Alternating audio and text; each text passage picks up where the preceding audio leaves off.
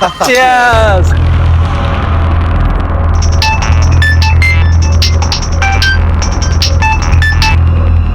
Hello, हाँ आ रहा हूँ।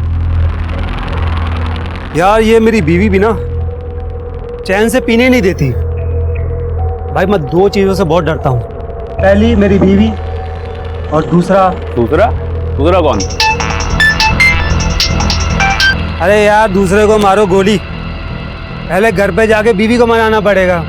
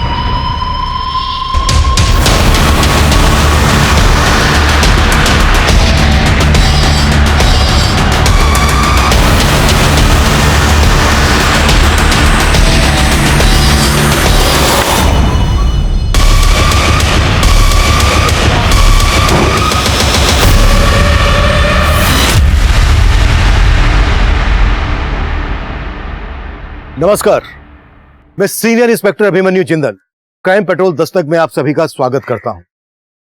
सच्चा इंसान झूठ बोलने से डरता है और झूठ बोलने वाले इंसान को सच भी डरा देता है। डर वो बला है जो किसी भी इंसान से अपराध भी करवा सकता है। पर मनीष अपने जिस दूसरे डर का जिक्र कर रहा था, वही डर मनीष और उसकी पत्नी संजना की हत्या का कारण बना और उनकी हत्या के 2 साल के बाद भी उनके हत्यारे बेखौफ होकर आम लोगों के बीच आजाद घूम रहे थे। मनीष और संजना की हत्या के इस केस ने कई और ऐसे गुनाहों की जमीन तैयार की थी जो मेरे सामने आने वाले थे, जिनकी असल तह तक पहुंचना मेरे और मेरी टीम के लिए एक बहुत बड़ा चैलेंज था।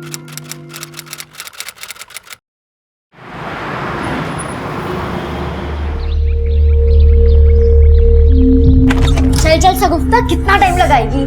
जल्दी कर यार, लेट हो रही है।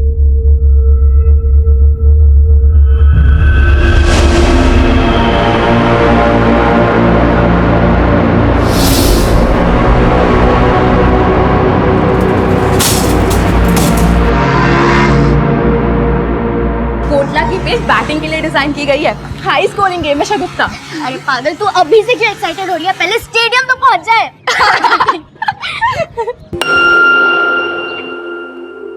राधिका, आकांक्षा, यहाँ क्यों खड़े हो? चलो, देर हो रही है। तूने सुना हमने जो कहा? हाँ, तो क्या बोल रही थी? अरे हम ये कह रहे थे कि अपना ईयररिंग लगा ले।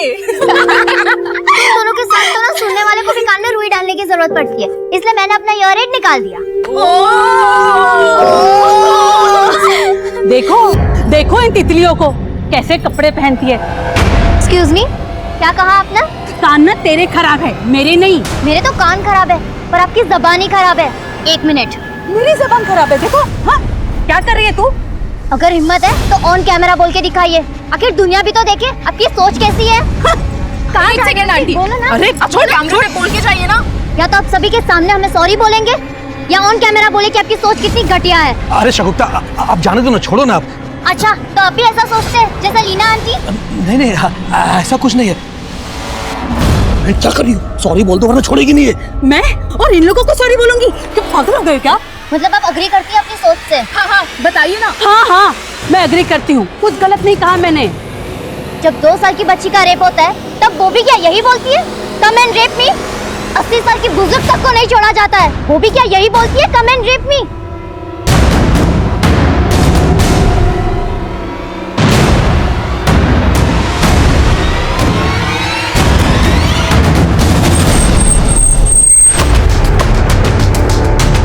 रघुवीर, सेजल, लेट्स गो।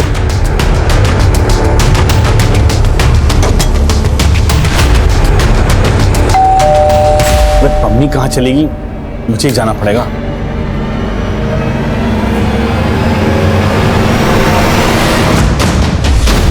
घर के सारे दरवाजे खिड़कियां लॉक कर दो। अरे सर कौन है आप जो मेरे घर में घुसे चले आ रहे हैं? अरे ये सब ऋषि चोपड़ा, आईटी डिपार्टमेंट। आपके घर का सर्च वारंट। जिस बात का सर्च वारंट? इनकम से ज्यादा संपत्ति। हमारे पास सारा ऑडिट है परमवीर जी। आप प्रोफेशन से कॉलेज प्रोफेसर हैं और प्राइवेट कोचिंग इंस्टीट्यूट भी रन करते हो। यहाँ का लैंडलाइन डिस्कनेक्ट कर दो, जितने भी मोबाइल फोन से सब ले लो। Sir mobile.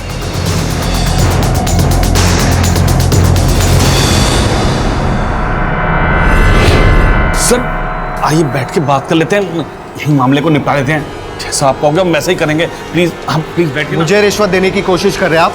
रघुवीर सर मैं तो नोट करो। सर मैं तो वैसे ही बोल रहा था। चुपचाप से बैठिए वहां पर। ये लो, कस्टडी में लो।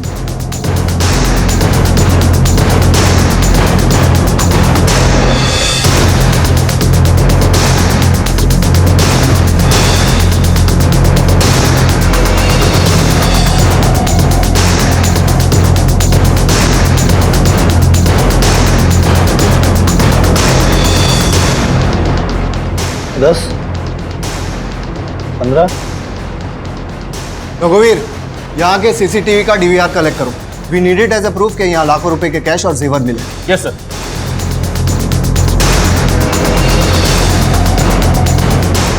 सर यहाँ पे साइन कीजिए प्लीज। सर प्लीज साइन कीजिए। कल सुबह 10 बजे आप मेरे ऑफिस पर रिपोर्ट करेंगे और भागने की कोशिश मत करना, आप पर नजर रखी जा रही है। All of you come.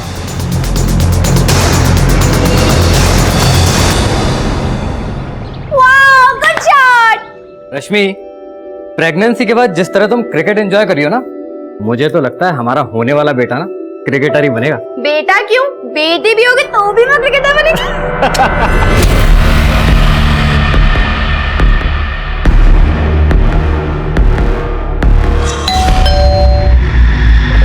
मैं बोल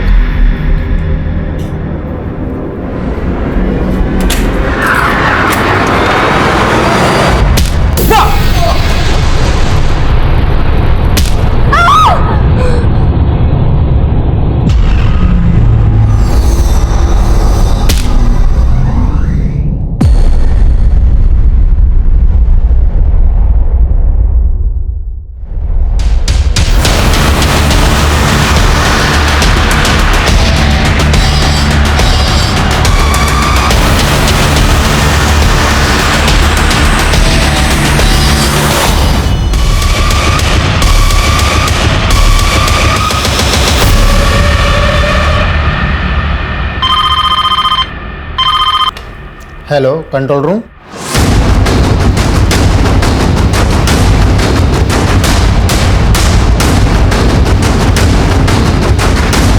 पीछे पीछे पीछे पीछे।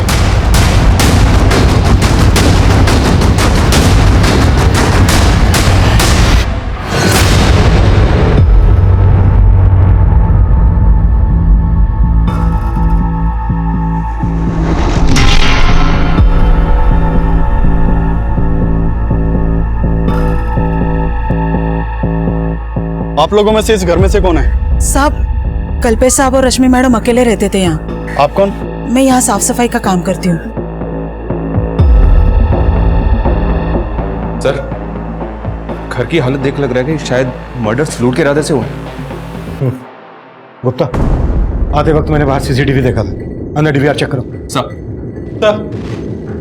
सर इनका नाम शीला है और ये इसी घर में मेड का काम करती हैं। सर इन्होंने सबसे पहले इन डेड बॉडीज को देखा था। क्या देखा था? साहब, हर रोज सवेरे 8 बजे मैं यहाँ काम पे आती हूँ। आज सवेरे अब काम पे आई, डोरबेल बजा लेकिन किसी ने दरवाजा नहीं खोला। मैडम ने एक चाबी मेरे पास दे के रखी थी। मैंने उस चाबी से दरवाजा खोला और देखा तो मैडम। नाम क्या है तुम्हारे साहब और मैडम का? कल्पेश ठाकुर और रश्मि मैडम। मैडम की तो अगले महीने डिलीवरी होने वाली थी और अचानक से ये कल्पेश ठाकुर करते क्या थे? बिल्डर थे, पंजाबी बाग में उनका ऑफिस है। अच्छा, इनके किसी रिश्तेदार को जानती हो? नहीं सर, मैं किसी को नहीं जानती। अभी फिलहाल 6 महीने से इनके यहाँ काम कर रही हूँ।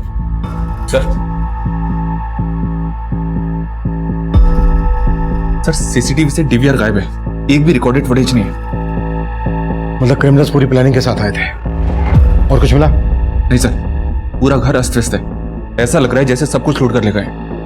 मैंने अंदर बेडरूम में देखा, बेडरूम के बेड पर जो गद्दा है उसे शायद उसे फाड़ा गया है।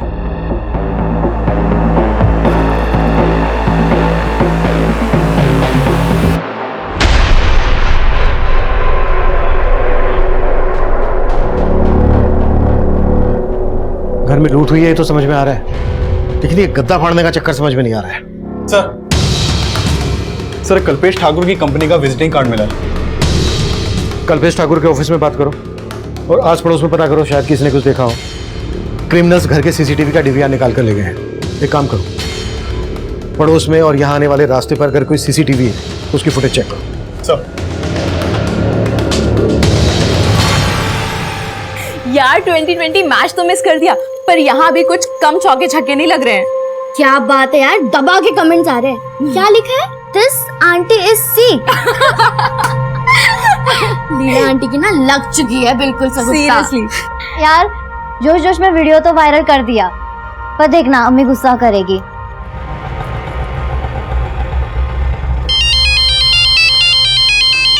लाइए 200 रुपए। 200 रुपए? भैया केशवपुरम से ना रोज आते जाती हूँ, 80 रुपए से ज्यादा नहीं लगता। अरे मैडम कहाँ जी रहे हैं 80 रुपए के जमाने में? 200 रुपए बनते हैं, लाइए 200 रुपए दीजिए। ऐसे कैसे दे दूँ 200 रुपए? ये पकड़ो 100 रुपए और 20 रुपए वापस करो, वरना पुलिस को बुलवाऊंगी और धोखाधड़ी के चक्कर में अंदर करवा दूंगी। ये लीजिए अपने 20 रुपए। समझ सकता हूँ हर कोई अपने एरिया में चौड़ा होता है। क्या?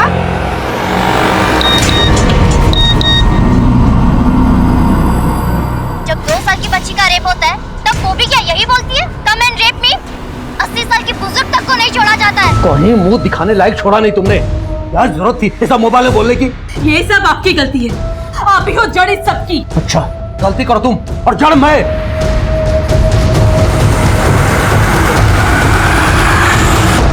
मैं जानती हूँ शगुफ्ता कि वो कैसी औरत है, पर बेटा कीचड़ में पत्थर मारेंगे तो कीचड़ तो हम पर ही आएगा ना। पर अम्मी उन्हें आईना दिखाना भी जरूरी था, वो हमेशा ऐसा करती है और इस बार मुझसे रहा नहीं गया। और ये देखिए अम्मी, सब हमें सपोर्ट कर रहे हैं और उन्हें क्रिटिसाइज। बेटा अभी तो क्रिटिसाइज कर रहे हैं, पर जरूरत पड़ने पर ना कोई हमारे साथ खड़ा नहीं होगा। मैं मानती हूँ कि अपने राइट्स के लिए लड़ना अच्छी बात है, पर बेटा ऐसे किसी का तमाशा नहीं बनाना चाहिए ना। चलो फटाफट डिलीट करो ये वीडियो। पर अम्मी चलो।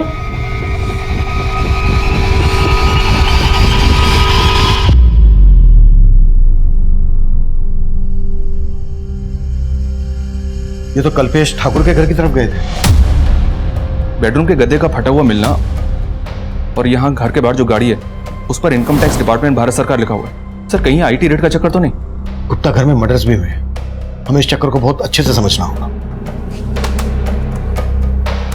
ये देखो गाड़ी का नंबर दिख रहा है, वेरीफाई करो कि ये गाड़ी क्या वाकई में आयकर विभाग की। सर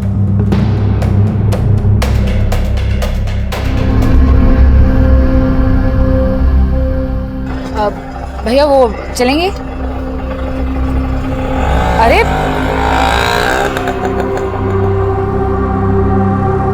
नफीसा तुम यहाँ क्या कर रहे हो? तुमने तो मेरा फोन उठाना बंद कर दिया, तो मैंने सोचा कि यहीं आके मिल लूं। मुझे जो कहना था ना मैं पहले भी कह चुकी हूँ। तुम्हें मेरा घर खाली करना होगा, 1 हफ्ते का टाइम दे रहा हूं तुम्हें मैं, नहीं तो अच्छा नहीं होगा।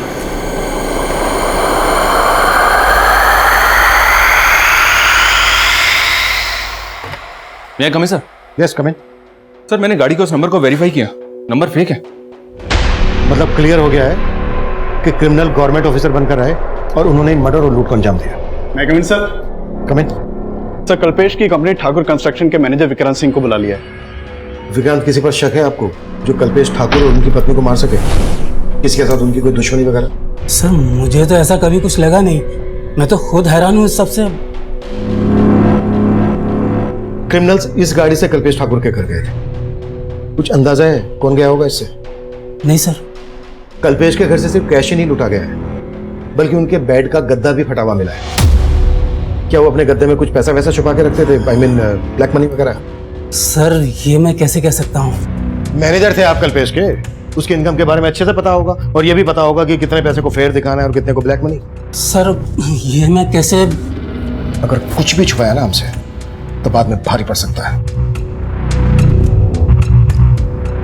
सर आप सही कह रहे हैं, कल्पेश सर टैक्स की काफी चोरी किया करते थे, बहुत ज्यादा ब्लैक मनी थी उनके पास में, लेकिन सर वो थे बहुत जुगाड़ू, ले दे के कैसे भी एडजस्ट कर लिया करते थे।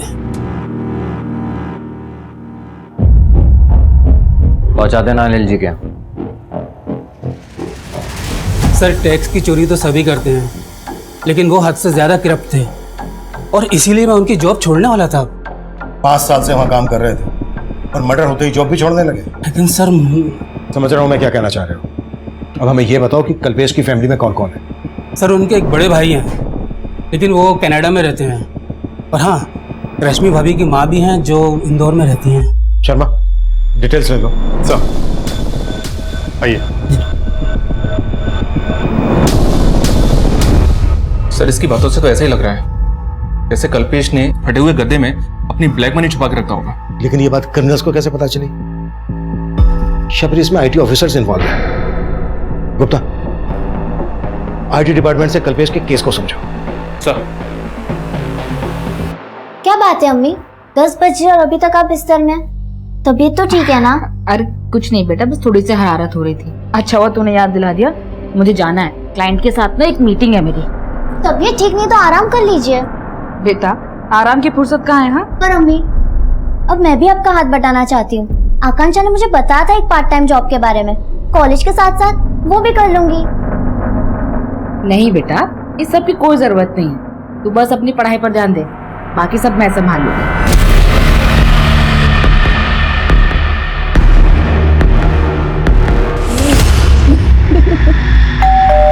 मैं देखती हूँ देखती हूँ मैं।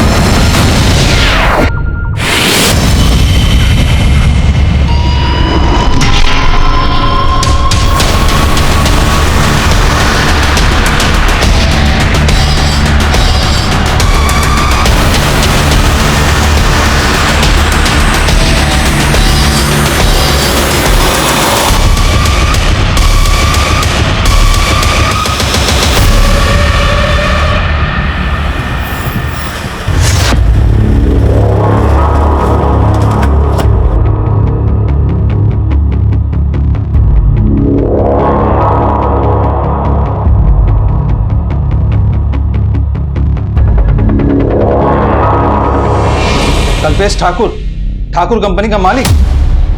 हाँ मैं उसे बहुत अच्छे से जानता हूँ। इस कल्पेश के बारे में और क्या क्या जानते हैं, क्या मैं जान सकता हूँ? एक नंबर का करप्ट बिजनेसमैन था वो। उस जैसे टैक्स पेयर पर हमारी हमेशा नजर रहती थी। टैक्स चोरी के अलावा कुछ और सोचता ही नहीं था। वो हमारी रडार पर बहुत दिनों से था और हमने उसके यहाँ रेड भी प्लान किया था अगले हफ्ते। अगले हफ्ते? हाँ। अगर आपने अगले हफ्ते रेड प्लान की थी तो फिर ये लोग कौन हो सकते हैं? ये देखिए, वो लोग भारत सरकार की गाड़ी में आए थे। गाड़ी का नंबर फेक है, but we are pretty sure कि कल्पेश और उसकी वाइफ का मर्डर उन लोगों ने ही किया है। घर से सब कुछ लूट के ले गए, यहाँ तक कि बेडरूम का गद्दा भी फटा हुआ था। मैं इनके बारे में कुछ नहीं जानता, लेकिन हमें पता चला है कि कल्पेश सिर्फ टैक्स चोरी नहीं करता था बल्कि रिश्वत भी देता था। कहीं ऐसा तो नहीं इस इल्लीगल लेन देन की वजह से डिपार्टमेंट में कोई झगड़ा? आप कहना क्या चाहते हैं ऑफिसर?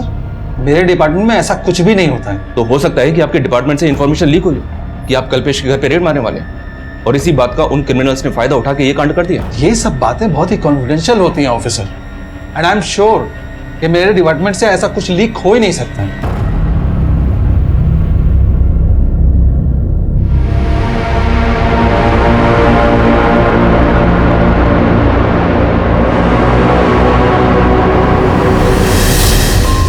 सर पोस्टमार्टम रिपोर्ट के मुताबिक कल्पेश और उसकी वाइफ का मर्डर उसी दौरान हुआ जिस दौरान भारत सरकार के फेक नंबर की वो गाड़ी उनके घर के बाहर देखी गई।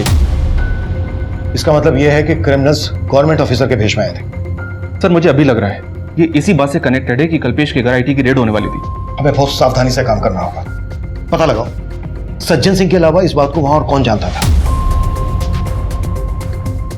आईटी वाले हैं, उन्हें किसी भी तरह से इस बात की भनक नहीं लगनी चाहिए कि हमने काम को किस तरह से कर रहे हैं और हम इन्वेस्टिगेट किस एंगल में कर रहे हैं। मैं come in sir? Yes come in. Sir मैंने कल्पेश के घर के बाहर की पिछले कुछ दिनों की एक्टिविटीज चेक की। वारदात से एक दिन पहले वहां के सीसीटीवी में कुछ सस्पिशियस नोटिस किया मैंने। ये वहां का फुटेज है सर।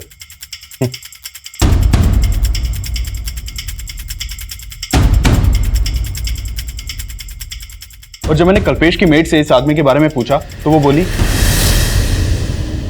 सब मुझे पता नहीं ये कौन है।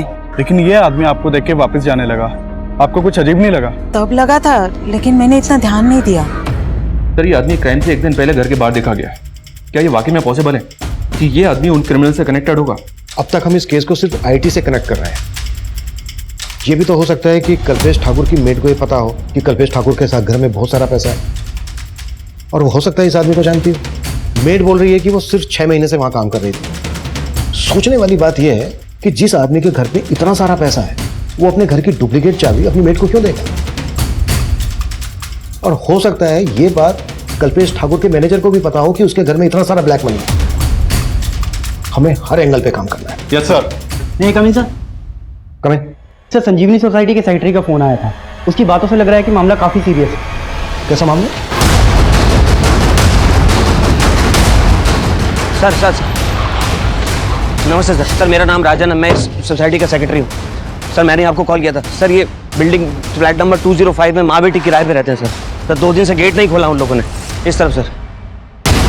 आइए सर, आइए सर, हटो। सर देखिए सर, पेपर भी लगा हुआ है, दूध भी पड़ा हुआ है। सर हमने फोन भी ट्राई किया था, दोनों के फोन स्विच ऑफ है। राणा, दरवाजा तोड़ो।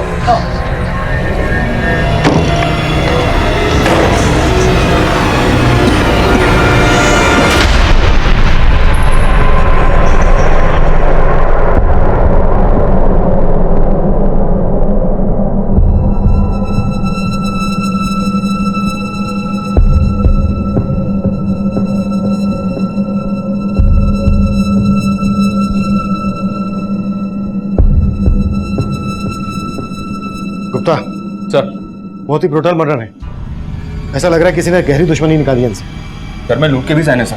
कल्पेश ठाकुर और उसकी बीवी के मर्डर के जैसा एमओ लग रहा है। सेक्रेटरी बता रहा था कि ये दोनों माँ बेटी यहाँ रेंट पर रहती थी। कल्पेश ठाकुर की बीवी रश्मि की बॉडी पर ज्वेलरी थी। इनकी बॉडी पर ज्वेलरी नहीं है। देखो कानों पर ब्लड है, कानों से भी ज्वेलरी खींची गई है, उंगलियों से अंगूठी निकाल दी गई है। फिर भी इन दोनों माँ बेटी का प्रोफाइल पता करो और बिल्डिंग के सीसीटीवी से चेक करो कि यहाँ पर भी भारत सरकार की वो गाड़ी देखी गई है क्या। सर। सर ये लेडी का नाम नफीसा है और ये एक लॉयर थी सर, और उनकी बेटी वो शगुफ्ता, वो यहीं कॉलेज में पढ़ते हैं। तकरीबन 1.5 साल से ये लोग यहाँ रह रहे थे। और शगुफ्ता के फादर? सर वैसे उनको कहीं देखा नहीं, शायद वो विडो थी। फ्लैट का मालिक कौन है? सर मंजीत सिंह, ये संत नगर में रहते हैं। मंजीत का नंबर ले लो इनसे। और किस किस का आना जाना था? सर शगुफ्ता की 2 फ्रेंड्स है, आकांक्षा और राधिका। ज्यादातर वो ही यहाँ आती जाती रहती है। पिछले 2 दिन में किसी को देखा था आते जाते? हाँ सर, 2 दिन पहले मैंने एक डिलीवरी बॉय को देखा था, इनके घर की डोरबेल बजा रहा था। कौन डिलीवरी बॉय? वो मुझे नहीं मालूम सर। सर पूरी बिल्डिंग की सीसीटीवी खराब है और बिल्डिंग में 1 हफ्ते से सिक्योरिटी गार्ड भी नहीं है।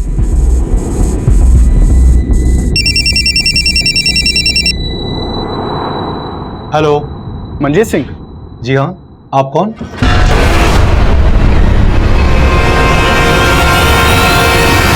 गुप्ता, सर। ये कल्पेश की मेट क्यों है, जरा पता करो। सर नफीसा शगुफ्ता जिस फ्लैट में रहती थी उसके मकान मालिक मंजीत सिंह से मेरी बात हुई। ठीक है, उसको थाने बुला लो।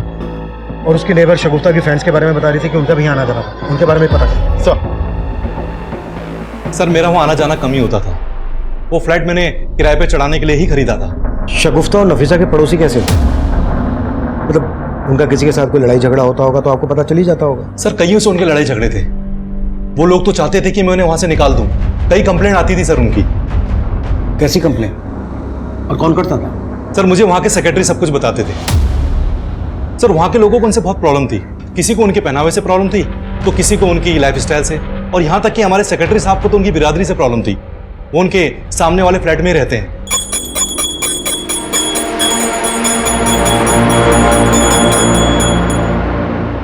ये लोग कैसे हैं, क्या खाते हैं?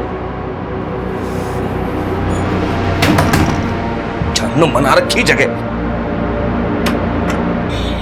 अगर ये मांस मच्छी खानी है ना तो अपने घर में खाओ, ये कचरा गंदगी यहाँ नहीं चलेगा। 1 मिनट अंकल। क्या 1 मिनट? एक तो इतना साउंड बढ़ा रखा है कि पूरी सोसाइटी बहरी हो जाए। सॉरी अंकल, मैंने ईयररिंग नहीं लगा रखा था। What sorry? ये तमाशा बंद करो मुझे। ये कचरा कौन उठाएगा, तुम या तुम्हारी माँ? तमीज से बात कीजिए अंकल। अब तमीज तो तुम्हें मैं सिखाऊंगा तुम्हारे ही अंदाज में। करता हूँ तुम्हारे लैंडलॉर्ड को फोन और निकलवाता हूँ तुम माँ बेटी को यहाँ से बाहर। तू देख। हाँ राजन भैया। मंजीत भाई, हमारी बिरादरी वाले होकर आपने ये किसको किराए पे घर दे दिया अपना? आप इनको बाहर निकालो अभी के अभी। हमारी बिरादरी वाले किराएदार नहीं मिल रहे आपको क्या? सर ये आए दिन की टेंशन थी, पर मैं उन्हें ऐसे कैसे निकाल सकता था? सर मैं तो इन सब बातों को मानता भी नहीं हूँ। साहब, मैं उस बिल्डिंग में और आसपास के बिल्डिंग में कई फ्लैट्स में काम करती हूँ। शगुफ्ता और नफीसा के यहाँ भी काम करती हो? नहीं साहब, मैं उनको जानती तक नहीं। तो उनकी बिल्डिंग में किसके यहाँ काम करती हो? मैं लीना मैडम के यहाँ काम करती हूँ, जो तीसरे माले पे रहती है। और ये तो तुम्हें पता ही होगा ना कि तुम्हारे कल्पेश सेठ के घर में कितना पैसा था। कहीं इस बारे में उन क्रिमिनल्स को तुमने तो नहीं बताया था? नहीं साहब, मैं पहले ही बता चुकी है। आप मुझ पे बेकार में शक कर रहे हैं। सर मैंने संजीवनी बिल्डिंग के पास वाली बिल्डिंग के सीसीटीवी फुटेज भी चेक किए, लेकिन भारत सरकार के टैग वाली ऐसी कोई भी गाड़ी नहीं दिखाई दी जैसी कल्पेश के घर के बाहर देखी गई थी। और शगुफ्ता की माँ नफीसा भी एक मामूली लॉयर थी, किराए के फ्लैट में रहती थी, उसकी ज्यादा इनकम भी नहीं थी। सर माना दोनों केस सेम एरिया के हैं, लेकिन हो सकता है कि कल्पेश के मर्डर का एमओ इस्तेमाल करके नफीसा और शगुफ्ता दोनों को मारा गया हो। कल्पेश की मेड दोनों केसेस में कॉमन है। लेकिन सर मेड के खिलाफ तो फिलहाल कुछ नहीं मिला, और न ही कल्पेश के मैनेजर विक्रांत के खिलाफ। आईटी डिपार्टमेंट से कोई इन्फॉर्मेशन? तो हमारे इन्फॉर्मर वहां भी लगे हुए हैं,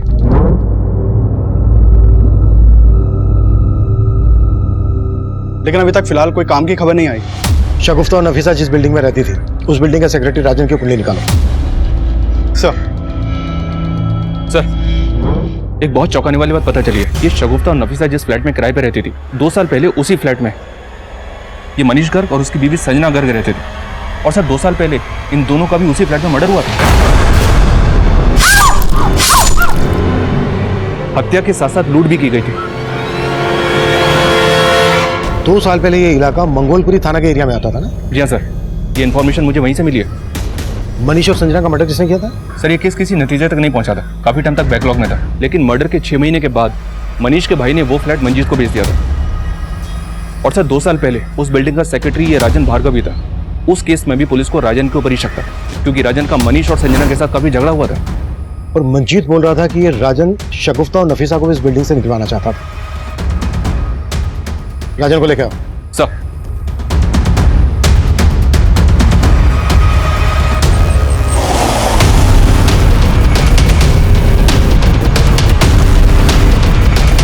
तो तू चाहता ही नहीं था कि कोई तेरे पड़ोस में रहे।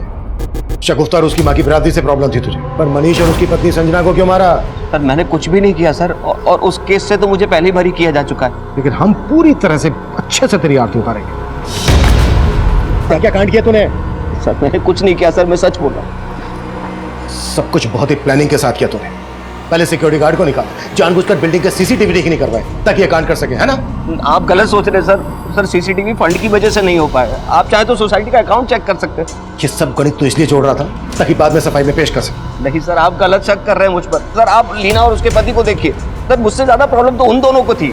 और उस दिन सर आपसे वो कह रही थी कि उसने डिलीवरी बॉय को देखा। सर मैं पड़ोस में रहता हूँ, मैंने नहीं देखा, उसने देख लिया। सर वो साफ झूठ बोल रही। लीना क्यों झूठ बोलेगी? क्योंकि सर शगुफ्ता और उसकी फ्रेंड्स ने उसका वीडियो वायरल कर दिया था।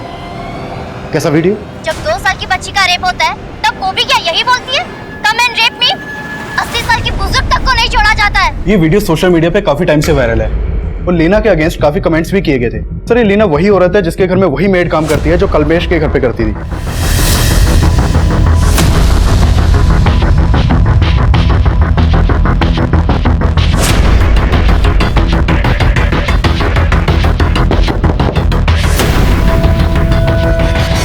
मैं मानती हूँ कि मैंने उनकी ड्रेसिंग पे कमेंट किया था। तुमने क्या कमेंट किया था ये बहुतों ने देखा उस वायरल वीडियो में, और उसके बाद सोसाइटी में तुम्हारी क्या इज्जत रह गई थी ये मालूम है हमें। इसी बात का बदला लिया ना तुमने उनसे? नहीं सर, मुझे अपनी गलती का एहसास था। मैं तो शगुफ्ता और उसके दोस्तों से माफी तक मांगने गई थी। सर उन्होंने माफी तो जरूर मांगी थी, लेकिन वो सब दिखावा था। वो चाहती थी कि हम उनका फिर से वीडियो बनाएं और लोगों को बताएं कि वो बदल चुकी है। शगुफ्ता, उस दिन के लिए मैं बहुत शर्मिंदा हूँ। तुमने मेरे साथ जो किया वो एकदम सही किया, लेकिन अब मेरी आंखें खुल चुकी है। तुम सबकी वजह से मेरे में ये चेंज आया है। क्या सोच रही हो तुम? क्या तुम्हें अब भी मेरी बात झूठी लग रही है? नहीं आंटी, इट्स इट्स फाइन कि आपको आपकी गलती का एहसास हुआ। पर ये तुम्हें दुनिया को भी बताना चाहिए ना। अब तुम मेरा वीडियो नहीं बनाओगी? नो आंटी, क्योंकि मैं जानती हूँ हाथी के दांत खाने के और दिखाने के अलग होते हैं। सर प्रॉब्लम सिर्फ लीना आंटी में नहीं थी, उनके हस्बैंड भी कोई कम नहीं है। लीना के हस्बैंड ने क्या किया था? सर वो बेवजह शगुफ्ता में इंटरेस्ट दिखा रहा था। वो परेशान हो चुकी थी पर कुछ बोल नहीं पा रही थी। यार इतने अच्छे हाय शगुफ्ता। शगुफ्ता, कैसा चल रहा तुम्हारा कॉलेज? अच्छा चल रहा है uncle. Don't call me uncle. अरे माना कि मैं शादीशुदा हूँ, लेकिन तुमसे इतना बड़ा भी नहीं कि तुम मुझे अंकल बोलो। ठीक है, नहीं बोलूंगी। Okay, take care. ये तेरे में कुछ ज्यादा इंटरेस्ट नहीं दिखा रहा है। पर तेरा क्या इरादा है? सर उनको गलतफहमी थी कि शगुफ्ता और उनके हस्बैंड के बीच में कुछ चल रहा है। सर उनको ऐसा लगता था कि हम उनके हस्बैंड पे लाइन मारते हैं, बट ऐसा कुछ भी नहीं था सर। सर मैं किसी गलत इंटेंशन से शगुफ्ता से बात नहीं करता था, पर मेरी बेबी बेकार ही मुझ पर शक करती थी। तो इसी वजह से आपकी बीवी ने शगुफ्ता के साथ साथ नफीसा को भी रास्ते से हटा दिया। सर मैं सच कह रही हूँ, मैंने कुछ नहीं किया। सर मैंने आपको बताया ना कि उस दिन वहाँ एक डिलीवरी बॉय आया था और शगुफ्ता के घर की डोरबेल बजा रहा था। मुझे तो लग रहा है कि वो राजन भार्गव अपना किया छिपाने के लिए मुझे झूठा साबित कर रहा है। नफीसा एक लॉयर थी। एंगल नफीसा के प्रोफेशन से भी जुड़ा हो सकता है। शगुफ्ता और नफीसा से जुड़ी छोटी से छोटी बातों के बारे में भी पता करो। राजन, दीना और निरंजन पे नजर रखो। सर काफी कोशिश के बाद आईटी डिपार्टमेंट के एक एम्प्लॉय से काम की इन्फॉर्मेशन निकाली है। सर वहाँ एक राकेश मीणा नाम का आदमी सज्जन सिंह के अंडर काम करता है। मैंने उससे रिक्वेस्ट किया था, वो आपसे मिलने के लिए तैयार हो गया है। बुला लो। सर करीब 1 महीना पहले परमवीर जैन नाम का एक आदमी आईटी ऑफिस में आया था।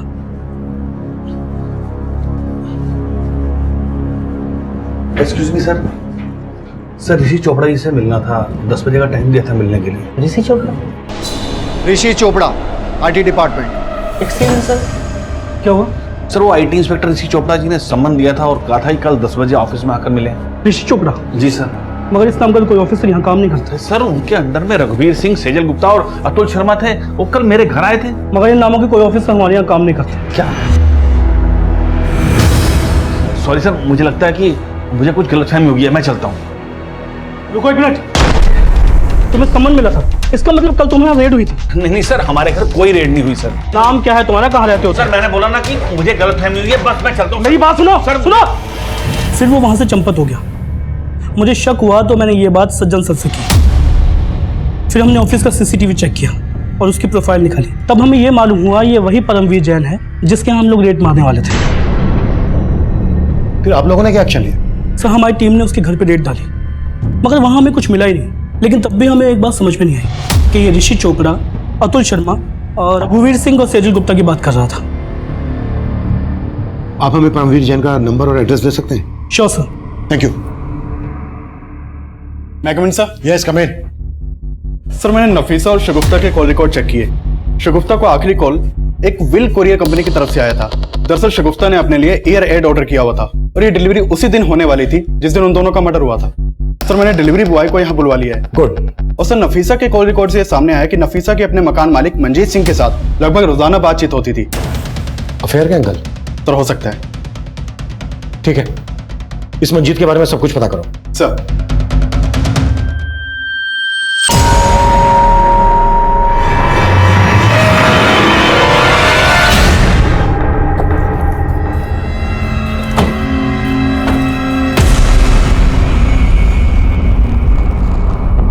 ऋषि चोपड़ा, रघुवीर सिंह, सेजल गुप्ता, अतुल शर्मा, इनको तो जानते ही होगे।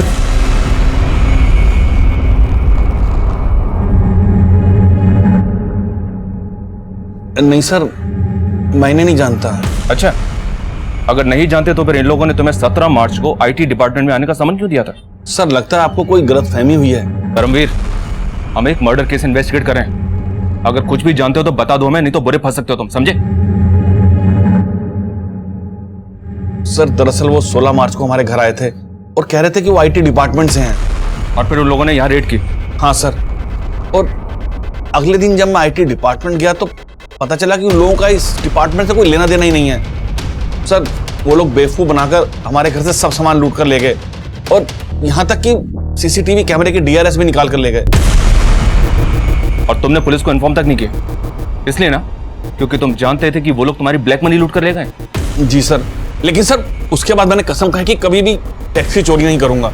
वो चारों दिखते कैसे थे? सर 4 नहीं, वो 5 थे। 5? जी सर, एक बार गाड़ी के पास खड़ा था। गाड़ी पे क्या लगा था? RSR का? जी सर। उन सबके स्केच बनवा सकते हो तुम? सर बात तो बहुत पुरानी है, लेकिन उनके चेहरे नहीं भूल सकता मैं।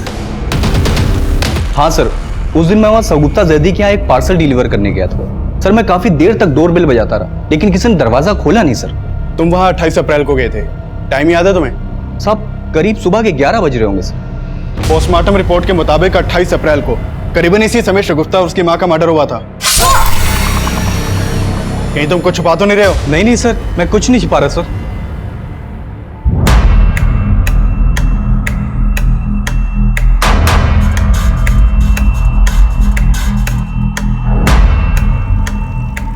सर ये उन चारों के स्केचेस हैं जिन्होंने परमवीर के घर पर फेक रेड डाली थी, और पूरे चांसेस हैं कि ये वही लोग हैं जिन्होंने कल्पेश के घर पर भी फेक रेड डाली थी।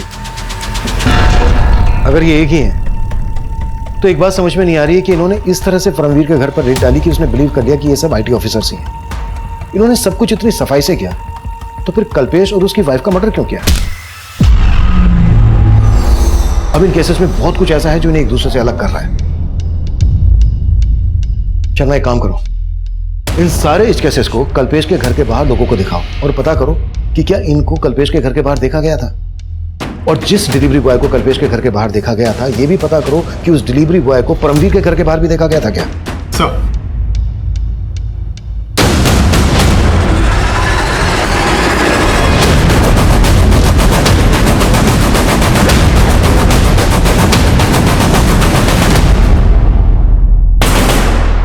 सर आपका अंदाजा सही था।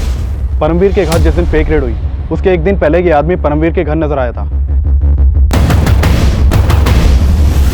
और इस बार ये आदमी पोस्टमैन के कपड़ों में है। हाँ सर, लेकिन परमवीर का कहना है कि उसे ध्यान नहीं कि उसने इस आदमी को देखा था या नहीं, लेकिन कल्पेश की मेड ने आइडेंटिफाई किया है कि उसने इसी डिलीवरी बॉय को कल्पेश और रश्मि के मर्डर के एक दिन पहले उनके घर के बाहर देखा था। मतलब ये आदमी अपने गैंग के लिए रेड से पहले रेकी करता था। बाकी के उन 5 के बारे में कुछ पता चला? नहीं सर, उनका कहीं कोई क्रिमिनल रिकॉर्ड नहीं मिला। शगुफ्ता और नफीसा के घर के बाहर जो डिलीवरी बॉय देखा गया, चेक करो उस डिलीवरी बॉय का इस सबसे कोई कनेक्शन है क्या? सर मैंने नफीसा के 6 महीने पुराने बैंक स्टेटमेंट चेक किए तो नोटिस किया कि ये मंजीत नफीसा के बैंक अकाउंट में 6 महीने पहले तक हर महीने 25,000 रुपये ट्रांसफर करता था। What? मंजीत तो शगुफ्ता और नफीसा का मकान मालिक था ना, उल्टा ये उनके अकाउंट में पैसे ट्रांसफर करता था। जी हाँ सर, एक बात और कि नफीसा और शगुफ्ता पहले सलीमपुर में रहती थी, वहाँ उनका पुश्ता नहीं करता, और इस मंजीत का वहाँ भी आना जाना था। मैंने कुछ नहीं किया साहब, मैंने किसी को नहीं मारा साहब, मैंने किसी को नहीं मारा, मेरा भरोसा कीजिए सर। भरोसा तो तूने तोड़ा नफीसा का, तो उसका पति था, जबकि सोसाइटी को मालूम था कि तो उसका मकान मालिक है। अब खुद उगलेगा या फिर हम हमारे तरीके से उगवाएं? बताता हूँ सर, मैं सब सच बताता हूँ। नफीसा का पहला पति गुजर गया था और शगुफ्ता उसके पहले पति की ही बेटी थी। मैं पहली बार एक प्रॉपर्टी के केस के सिलसिले में उससे मिला था, तब सर मैं उसका क्लाइंट था, उसकी वजह से मैं वो केस जीत गया, और सर फिर हमारी अच्छी दोस्ती होगी। शगुफ्ता भी मुझे अच्छा मानने लगी थी। नफीसा मुझसे सच्चा प्यार करने लगी थी और वो मुझसे शादी करना चाहती थी। हम दोनों ने शादी भी कर ली, लेकिन मैं पहले से ही शादीशुदा था। ये बात उसको नहीं पता थी, और जैसे ये बात उसको पता चली उसने हंगामा खड़ा कर दिया। तुमने तो कहा था कि तुम्हारी वाइफ मर चुकी है, तुमने मुझे इतना बड़ा धोखा दिया मंजीत। नफीसा, मैं तुम्हें खोना नहीं चाहता था, और मैं शादीशुदा हुआ तो क्या हुआ? तुम इतना गिर जाओगे मैंने कभी नहीं सोचा था। मैंने 1.5 साल पहले वो फ्लैट लिया था, वो लोग तब से ही वहीं रहते थे। मैं उन्हें हर महीने पैसे भी दिया करता था, लेकिन सर धीरे धीरे हमारे संबंध में दरार पड़ गई। और तुझे लगने लगा कि उन्होंने तेरे फ्लैट पे कब्जा कर लिया, इसलिए तूने उन्हें रास्ते से हटा दिया, और सब कुछ ऐसी प्लानिंग से किया कि लगे कि ये मर्डर्स लूट की वजह से हुए। नहीं सर, मैंने किसी को नहीं मारा सर, मैंने किसी को भी नहीं मारा साहब, मैं सच कह रहा हूं, मैंने किसी को नहीं मारा।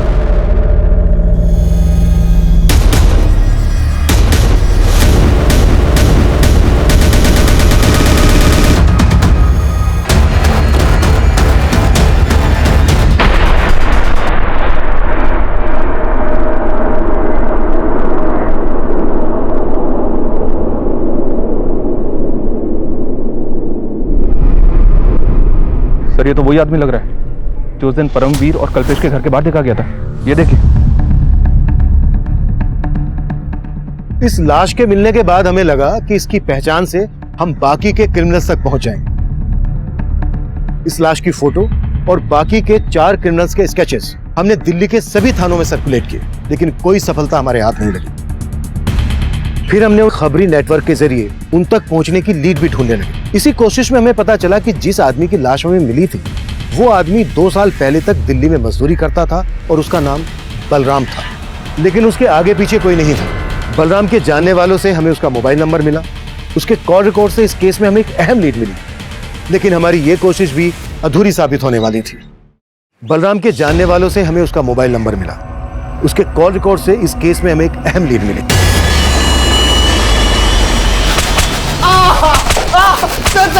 सर बता दो। शर्मा, सर मानता हूँ कि हम परमवीर के घर पे गए थे और फेक आईटी ऑफिसर बनके हमने वहां लूट की। ऋषि चोपड़ा, आईटी डिपार्टमेंट। लेकिन सर हमने नफीसा और शगुफ्ता को नहीं मारा सर। और कल्पेश और उसकी बीबी रश्मि? सर उस दिन हम कल्पेश के घर पे फेक रेड डालने ही गए थे, लेकिन हमें नहीं मालूम था कि कल्पेश डेढ़ चाणा निकलेगा। आईटी ऑफिसर ऋषि चोपड़ा, आपके घर का सर्च वारंट। सारे दरवाजे खिड़कियां बंद कर। अरे आप अंदर क्यों घुस रहे हैं? पूरा घर छान मारो। ऐसे कैसे घुस गए घर के अंदर? और कौन सा वारंट है? तुम सब लोगों को अच्छी तरह जानता हूं मैं। अभी पुलिस को फोन करता हूं।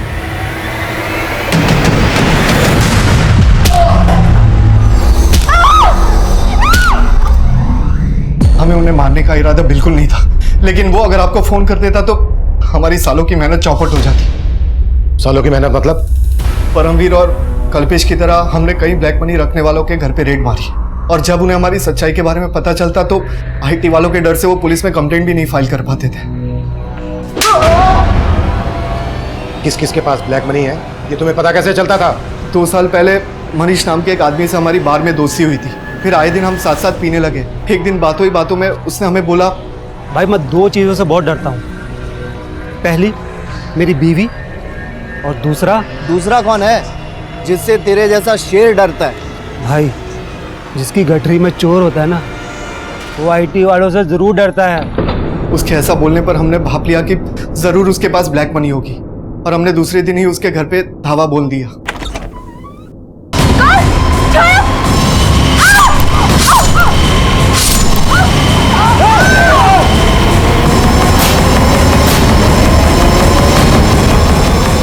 उस केस में हमें कोई नहीं पकड़ पाया था सर। हमें लगा उस तरह से तो जो लोग ब्लैक मनी रखते हैं उनको हम इजीली टारगेट बना सकते हैं। और बलराम तो तुम्हारा साथी था, उसको क्यों मारा? बलराम हमारे लिए टारगेट की रैकी करता था और ब्लैक मनी रखने वालों की इंफॉर्मेशन भी निकालता था।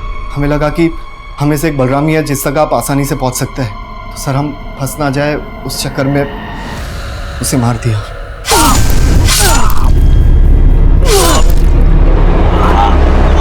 सर मैं सच कह रहा हूँ सर, हमने किसी शगुफ्ता और नफीसा को नहीं मारा सर। तेरे बाकी के साथी कौन से बिल में छिप कर बैठे हैं?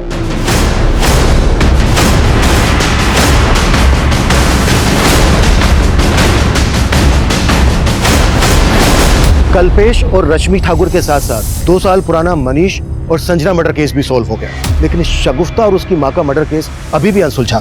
फिर हमने इस केस को रिविजिट किया, शगुफ्ता और नफीसा से जुड़ी छोटी से छोटी पुरानी से पुरानी बातों के बारे में पता करना शुरू किया, और हमें एक लीड मिली। सर करीब 2 महीने पहले मैं और शगुफ्ता मार्केट जा रहे थे, तब अचानक से 2 आदमी हमारे सामने आ गए। ये क्या तरीका है? अभी तक तुम्हारी अम्मी ने हमारे पैसे नहीं दिए। राजू भैया, आपने अपना काम पूरा किया होता तो पैसे देते ना। मुझे पूरे पैसे चाहिए, बोल देना अपनी अम्मी को, वरना अच्छा नहीं होगा, समझी?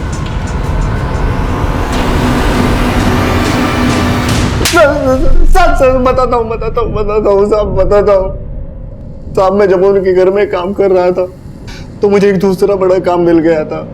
उसका सेट पैसे भी अच्छे दे रहा था सर।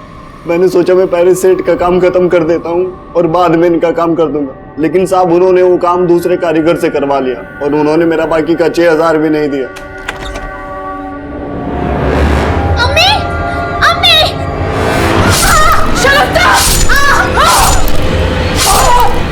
सिर्फ 6000 रुपए के लिए तूने उनको मार डाला। कुत्ता साले! नहीं। मनीष, कल्पेश, परमवीर ये विक्टिम तो जरूर थे, लेकिन कानून की नजर में गुनहगार भी थे। शगुफ्ता और नफीसा को बहुत पहले से ही ये दस्तक मिल रही थी कि उनके साथ सब कुछ ठीक नहीं हो रहा है। मंजीत ने नफीसा से शादी की थी, लेकिन ये बात सोसाइटी में किसी को मालूम नहीं थी। राजन की धमकी, लीना और निरंजन के झगड़े, हर मोड़ पर उन्हें दस्तक मिल रही थी कि वो कभी भी किसी भी तरह के अपराध में तब्दील हो सकती थी। इस केस में हम भी आखिर तक ये सोच नहीं पाए थे कि मात्र 6,000 रुपए के लिए नफीसा और शगुफ्ता को मार दिया गया, कि वाकई में चौंका देने वाला था। अब मैं सीनियर इंस्पेक्टर अभिमन्यु जिंदल आप लोगों से विदा लेता हूं। आपसे फिर मुलाकात होगी एक नए केस के साथ। स्वस्थ रहिए, सतर्क रहिए और देखते रहिए क्राइम पेट्रोल दस्तक। मकसद बताना नहीं, बचाना है।